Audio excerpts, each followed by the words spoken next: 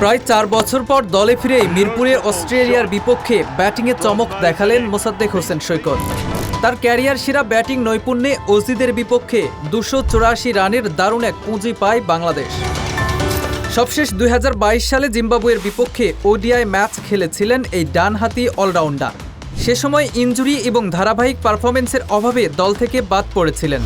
তবে দীর্ঘ প্রতীক্ষার পর ঘরের মাটিতে অস্ট্রেলিয়ার বিপক্ষে ডাক পেয়ে প্রথম ওডিআই ম্যাচেই তাকে একাদশে রাখা হয়। তবে এর পেছনে রয়েছে তার ৪ বছর ধরে কড়া পরিশ্রম আর দলে ফেরার চেষ্টা। সেই চেষ্টার পর ডিপিএলে ধারাবাহিক পারফরম্যান্সের পর তাকে স্কোয়াডে ডাকা হয়, আর ডাক পেয়েই আস্থার প্রতিদান দিতে ভুললেন না মোসাদ্দেক। ৬ নম্বর ব্যাটার হিসেবে মাঠে নেমে শুরু থেকে কিছুটা আগ্রাসী ব্যাটিং করতে থাকেন এই ডানহাতি ব্যাটার।